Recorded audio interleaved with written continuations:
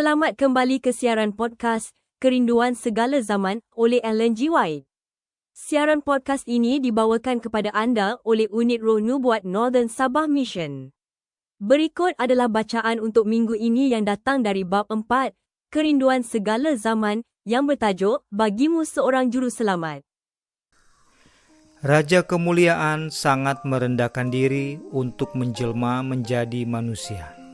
Sungguh kasar dan buruk keadaan sekitarnya di bumi ini. Kemuliaannya diselubungi agar kebesarannya secara lahir jangan menjadi pokok perhatian. Ia menghindarkan segala pertunjukan secara lahiriah. Kekayaan, kemuliaan duniawi, dan kebesaran kemanusiaan sekali-kali tidak akan dapat menyelamatkan satu jiwa pun dari maut. Yesus bermaksud supaya tidak ada satupun penarikan yang bersifat duniawi menarik orang ke sampingnya. Hanya keindahan kebenaran semawilah yang mesti menarik orang-orang yang mau mengikut Dia. Tabiat Mesias sudah lama diberitahukan dalam nubuatan, dan Ia menghendaki agar manusia menerima Dia atas kesaksian firman Tuhan. Malaikat-malaikat bertanya-tanya dalam hati mengenai rencana penebusan yang mulia itu. Mereka menanti-nantikan untuk mengetahui bagaimana umat Tuhan akan menyambut putranya yang berpakaikan jubah kemanusiaan. Malaikat-malaikat datang ke negeri umat pilihan itu. Bangsa-bangsa lain sedang menganut kepercayaan yang bukan-bukan dan menyembah berhala. Ke negeri tempat kemuliaan Tuhan telah dinyatakan dan terang nubuatan telah bersinar, malaikat-malaikat datang. Mereka datang tanpa dilihat oleh Yerusalem, oleh para penafsir Alkitab yang telah ditentukan dan para pekerja dalam rumah Tuhan. Kepada Imam Sakaria, sementara ia melayani di depan mezbah, dekatnya kedatangan Kristus telah diberitahukan. Sang pelopor sudah lahir, pekerjaannya diperkuat oleh mujizat dan nubuatan. Berita tentang kelahirannya dan arti tugasnya yang indah itu telah tersiar kemana-mana. Namun Yerusalem tidaklah bersedia untuk menyambut penebusnya. Dengan sangat heran, utusan-utusan semawi itu melihat sikap masa bodoh bangsa yang telah dipanggil Tuhan itu untuk menyampaikan terang suci ke dunia ini. Bangsa Yahudi telah dipelihara sebagai suatu saksi bahwa Kristus harus lahir dari keturunan Abraham dan Daud. Namun mereka tidak tahu bahwa kedatangannya kini sudah dekat. Di dalam bait suci, korban-korban pagi dan petang setiap hari menunjuk kepada anak domba Bapa. Namun, bahkan di sini pun tiada persiapan untuk menyambut Dia. Imam-imam dan guru-guru bangsa itu tidak tahu bahwa peristiwa terbesar segala zaman sudah hampir terjadi.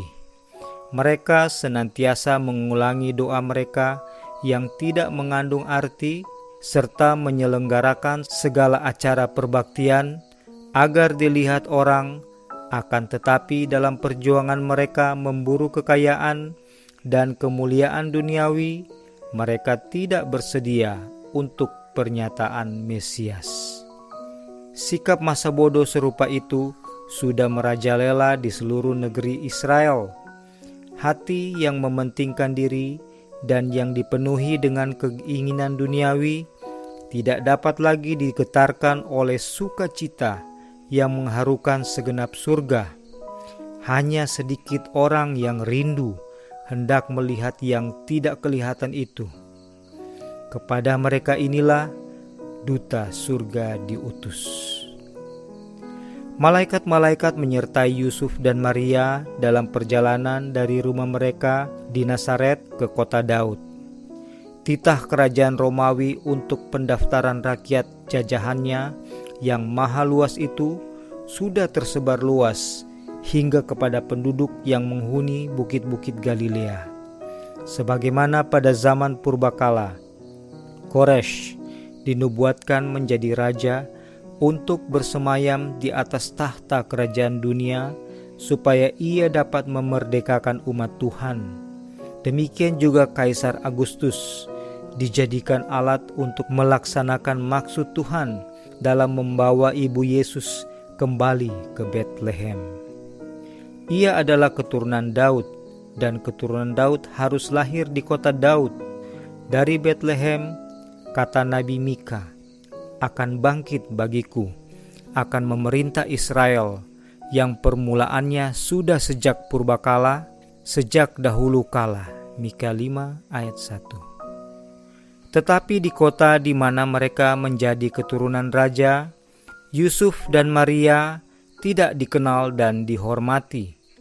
Dalam keadaan penat dan tidak mendapat tempat menginap, mereka menyusuri jalan kota yang sempit dari ujung ke ujung, dari pintu gerbang kota sampai ke ujung sebelah timur kota, dengan sia-sia belaka mencari tempat beristirahat malam itu.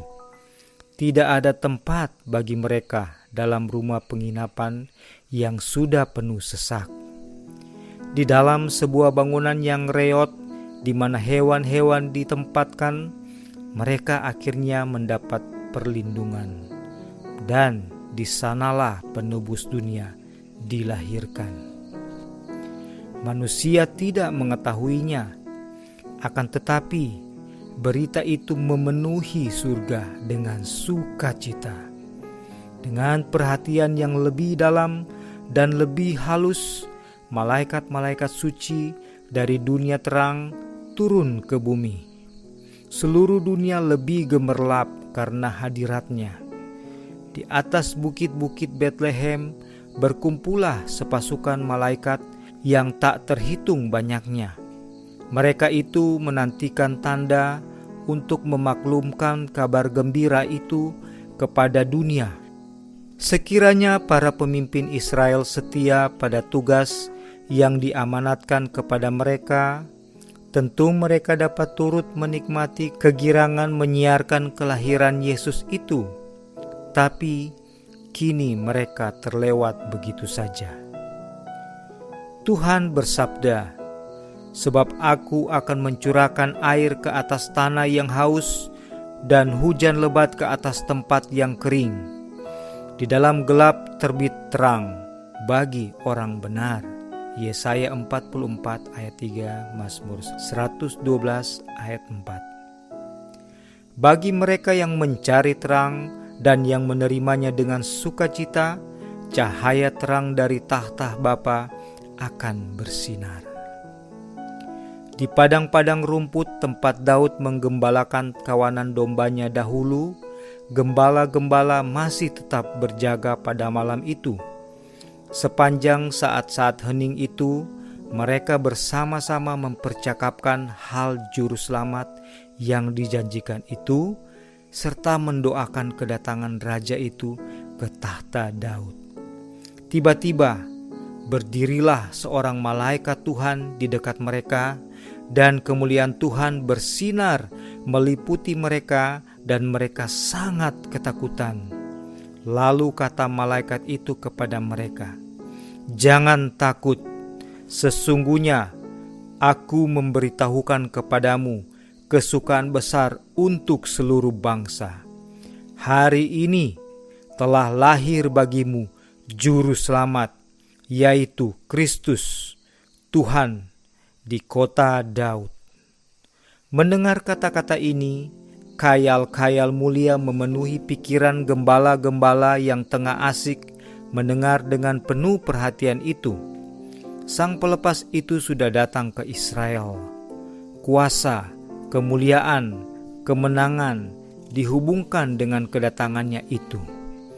Tetapi malaikat itu mesti mempersiapkan mereka untuk mengenal Juru Selamat dalam kepapaan dan kehinaan. "Dan inilah tandanya bagimu," katanya, "kamu akan menjumpai seorang bayi dibungkus dengan lampin, dan terbaring di dalam palungan. Utusan surgawi itu sudah menenteramkan segala perasaan takut mereka. Ia telah memberitahukan mereka bagaimana mencari Yesus dengan pengertian yang lembut akan kelemahan manusia. Ia telah memberikan waktu kepada mereka untuk menjadi terbiasa dengan sinar ilahi itu. Kemudian sukacita serta kemuliaan tidak dapat disembunyikan lagi. Seluruh padang rumput itu pun menjadi terang dengan cahaya yang gemerlapan dari bala tentara Tuhan. Bumi diam dan surga membungkuk untuk mendengarkan nyanyian. Kemuliaan bagi Bapa di tempat yang maha tinggi, dan damai sejahtera di bumi di antara manusia yang berkenan kepadanya. Aduh, kalau saja hari ini keluarga manusia dapat mengenal nyanyian itu, pengumuman yang dikeluarkan pada waktu itu, nyanyian yang dialunkan pada saat itu, akan menderu hingga akhir zaman dan menggema sampai ke segala ujung bumi. Apabila matahari kebenaran itu kelak terbit dengan kesembuhan di bawah sayapnya, nyanyian itu akan digemakan pula oleh suara sebuah pasukan tentara yang besar, bagaikan bunyi air yang banyak, menderu, "Haleluya, karena Tuhan, Bapa kita yang Maha Kuasa telah menjadi Raja." Wahyu 19 ayat 6. Ketika malaikat-malaikat itu menghilang, cahaya itu berangsur-angsur lenyap, dan bayang-bayang malam pun meliput bukit Betlehem. Tetapi gambar yang paling terang yang pernah dilihat oleh manusia tetap dalam ingatan gembala-gembala itu. Setelah malaikat-malaikat itu meninggalkan mereka dan kembali ke surga, gembala-gembala itu berkata kepada yang lain, "Marilah kita pergi ke Betlehem untuk melihat apa yang terjadi di sana, seperti yang diberitahukan Tuhan kepada kita." Lalu mereka cepat-cepat berangkat dan menjumpai Maria dan Yusuf dan bayi itu yang sedang berbaring di dalam palungan. Dengan kegirangan besar, berangkatlah mereka, hendak menyiarkan segala perkara yang telah mereka lihat dan dengar itu. Dan semua orang yang mendengarnya heran tentang apa yang dikatakan gembala-gembala itu kepada mereka. Tetapi Maria menyimpan segala perkara itu di dalam hatinya dan merenungkannya. Surga tidak terpisah jauh dari bumi pada hari ini daripada tatkala gembala-gembala di Betlehem itu mendengar nyanyian malaikat-malaikat. Manusia masih saja merupakan sasaran ingatan surga, sama dengan ketika rakyat jelata yang mempunyai pekerjaan biasa saja dahulu bertemu dengan malaikat-malaikat pada siang hari dan berbicara dengan utusan surgawi di kebun anggur dan di ladang.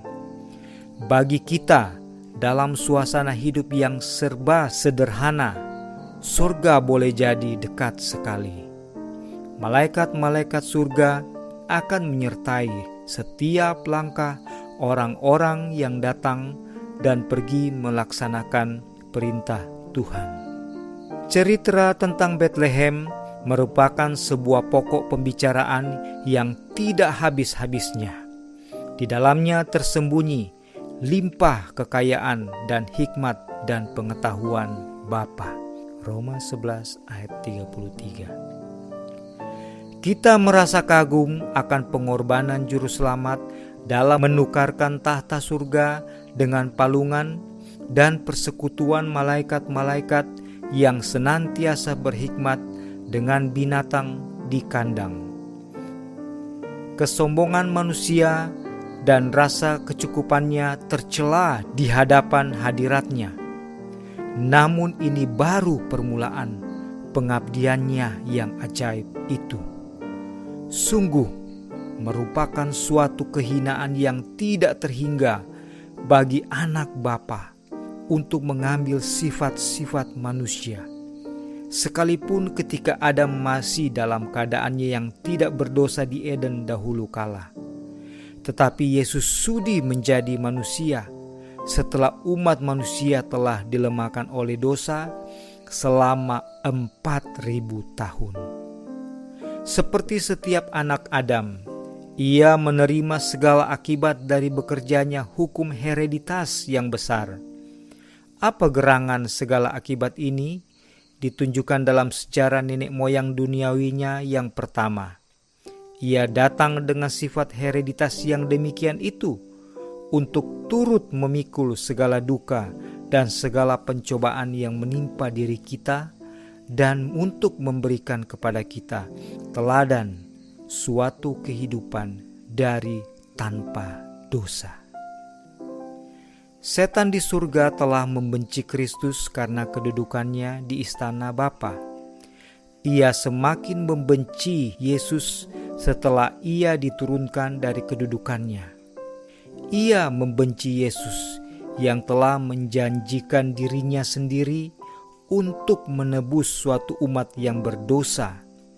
Namun ke dalam dunia ini, di mana setan mengaku berkerajaan, Bapa mengizinkan anaknya datang, seorang bayi yang tidak berdaya, yang tidak luput dari kelemahan manusia.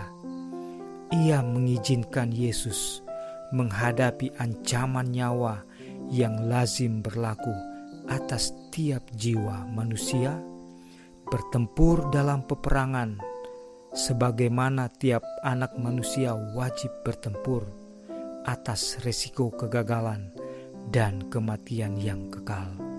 Hati Bapa manusia penuh rasa kasih sayang dan iba akan anaknya. Ia memandangi wajah anaknya yang kecil itu, serta gemetar membayangkan ancaman nyawa anak itu. Ia ingin melindungi anak yang sangat dikasihinya itu dari kuasa setan, menghindarkan dia dari pencobaan dan pergumulan. Untuk menghadapi pertentangan yang lebih pahit lagi, serta bahaya yang lebih ngeri, Bapa mengaruniakan anaknya yang tunggal, supaya jalan hidup dapat dipastikan bagi anak-anak kita. Inilah kasih itu. Heranlah kamu, hai segenap langit, dan tercenganglah kamu, hai bumi. Terima kasih kerana telah mengikuti bacaan untuk minggu ini yang datang dari bab 4, Kerinduan Segala Zaman, yang bertajuk Bagimu Seorang Juru Selamat. Kami mengundang anda untuk terus menyertai siaran podcast Kerinduan Segala Zaman oleh Ellen G. White di dalam bacaan bab yang seterusnya. Tuhan memberkati anda.